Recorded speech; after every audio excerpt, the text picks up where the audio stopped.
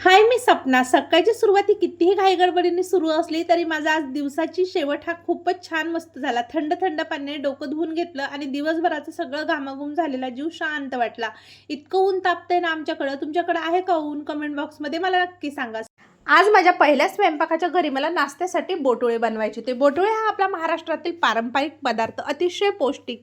तसं म्हटलं तर बोटोळे, पापडा, सरगुंडे, शेवळ्या हे आमच्या विदर्भामध्ये बनतं. विदर्भामध्ये खूप फेमस पदार्थ आहे ते. आणि सध्या उन्हाळा सुरू आहे. उन्हाळा सुरू असला की आमच्याकडे आमरस, सरगुंडे हे तर असतंच.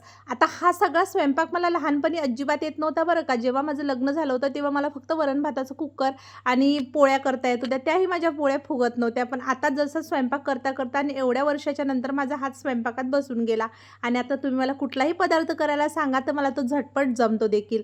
आता माझी ड्युटी वगैरे सगळी पूर्ण झाली होती आणि घरी येता येता मला उसाच्या रसाची गाडी दिसली. मग म्हटलं चला उसाच्या रसाच्या गाडीवर गेली आणि तिथे मी माझ्या हाताने भवनीच केली. तर 45 रुपयाचा उसाचा रस घेतला मी 3 ग्लास. 2 ग्लास पार्सल आणला आणि 1 ग्लास मी छान तिथं थंड थंड पिऊन घेतला. पण हा दादा ना इतका मेहनती होता आणि इतका स्वच्छतेने त्याने उसाचा रस तयार करून घेतला. मला ते खूप त्याचं कौतुक वाटलं, कारण की स्वच्छता खूप महत्त्वाची आहे आणि ह्याने ती मेंटेन केली होती.